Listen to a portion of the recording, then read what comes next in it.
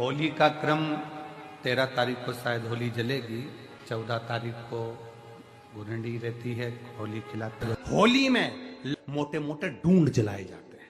डूंडा की राख तैयार होती है, उसका कालापन जो तैयार होता है उसको उठाकर ले आए और कपड़े में उसको छान कर राख तैयार कर 3-4 बार छानने के बाद उस भस्म को 12 बजे से 1 बजे के बीच में शिव जी को समर्पित कर देता है और उस भस्म को उठाकर उसमें घी मिलाकर मस्तक पर तिलक लगाकर चले जाता है। वो जिंदगी में कभी हार नहीं सकता, विजय ही पाता है, उसकी कभी हार नहीं हो सकता।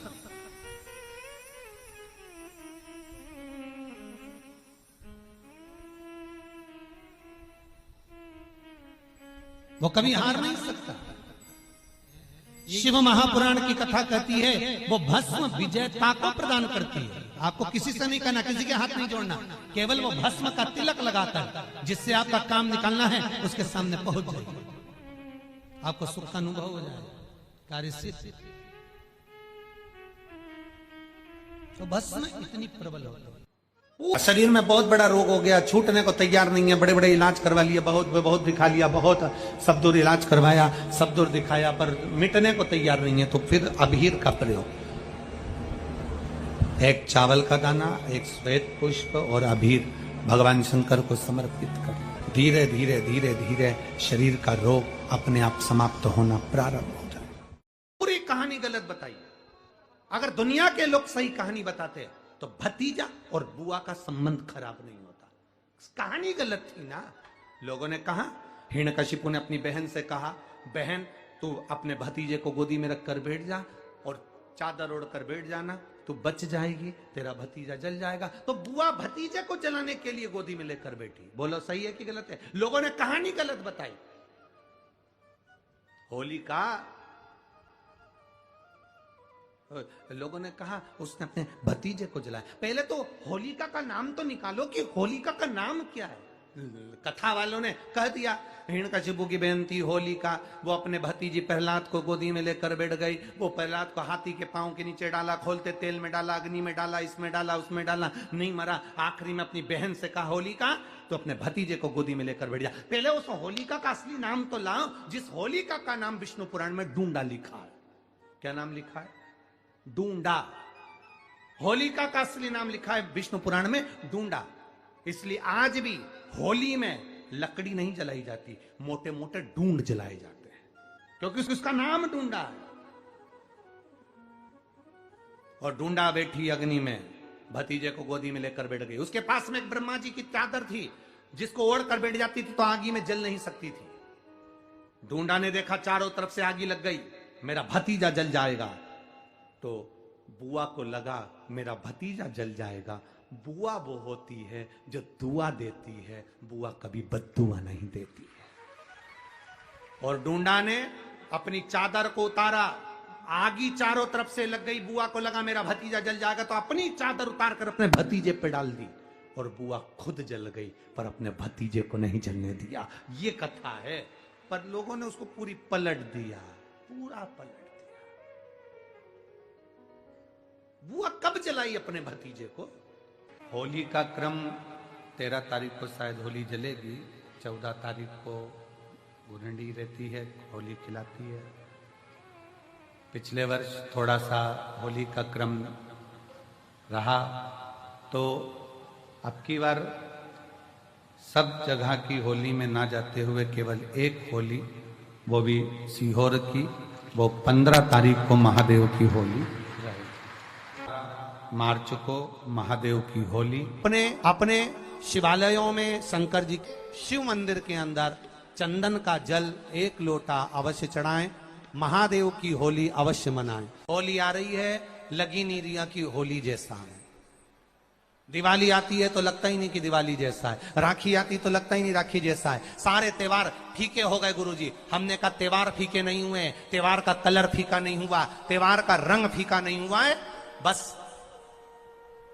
त्योहार वही है, गुलाल वही है, मिठाई वही है, गुजिया पपड़िया वही है, खुरमे चकरी वही है, पपड़िया वही है, गुजिया वही है, इंसान वही है, बस बाजार में से जो रौनक समाप्त नहीं हुई है, रौनक आपके भीतर की समाप्त हो गई। आपके भीतर इतनी ईर्ष्या भराती गई, इतनी ईर्ष्या भराती गई, इतनी ईर्ष्या भराती गई कि वो ईर्ष्या के कारण, उस अहंकार के कारण, उस अहम के कारण तुम एक दूसरे से मिलना पसंद नहीं कर पाते। पहले के लोग कहते थे हमारे यहाँ जब होली होती थी इतने लोग आते थे, मिलने जाते थे, गुलाल लेकर जाते थे। आजकल तो कोई दिखता नहीं है। कारण केवल इतना सा है, तुम्हारा अहंकार, तुम्हारा ईगो, तुम्हारा अभिमान तुम्हें अपने घर से बाहर नहीं निकालता। तुम घर से बाहर नहीं निकलते अपने अहंकार के कारण, अपनी काया के कारण, अपनी अभिमतता के कारण। आप दूसरे से मिलना पसंद नहीं करते। जरा सा कोई ने कलर लगाया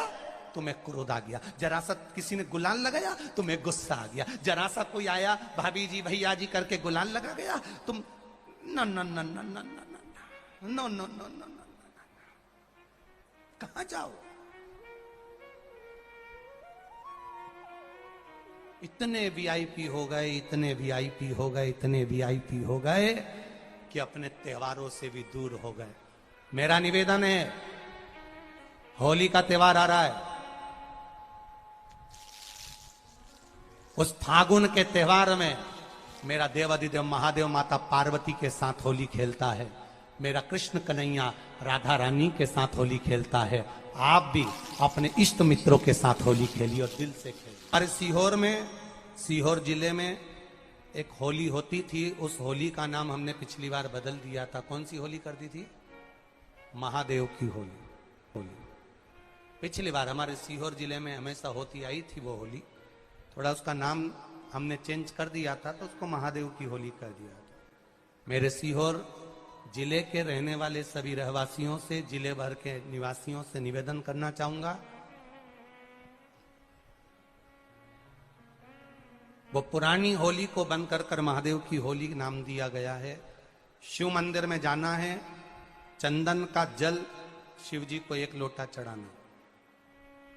एक बात अपनी जिंदगी में उतार कर रखो, शंकर भगवान को घी का दिया भी लगाओ तो तुम्हारे घर में जो असली घी हो, थोड़ा सा भले 1 पत्ती लगाओ, भले इतनी सी बत्ती जलाओ, पर असली घी की जलाओ। शिव जी को अगर चंदन भी लगा रहे हो तो असली लगाओ। शंकर भगवान को चावल भी चढ़ा रहे हो तो असली चढ़ाओ। शंकर भगवान को अगर अष्टगंध भी चढ़ा रहे हो तो असली चढ़ाओ।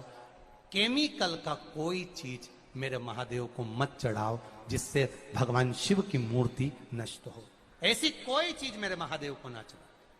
अगर शंकर भगवान के साथ आप होली खेल रहे हो तो चंदन का पानी शंकर भगवान को चढ़ाइए, अष्टगंध का जल भगवान शिव को चढ़ाइए। तो करो तैयारी, आ रहा है त्रिपुंड धारी महादेव की होली। बड़े आनंद के साथ मेरा निवेदन, अपने शिवालयों में, शंकर जी के मंदिरों में, सीहोर जिले के प्रत्येक शिव मंदिर के अंदर चंदन का जल 1 लोटा अवश्य चढ़ाएं, महादेव की होली अवश्य मनाएं। और भाव के साथ 5 मंदिर हम भी जाएंगे, कोई जुलूस नहीं, कोई क्रम नहीं, बस बाबा को आराम से जल चढ़ाना ही एक नियम है और बाबा को जल चढ़ाएंगे।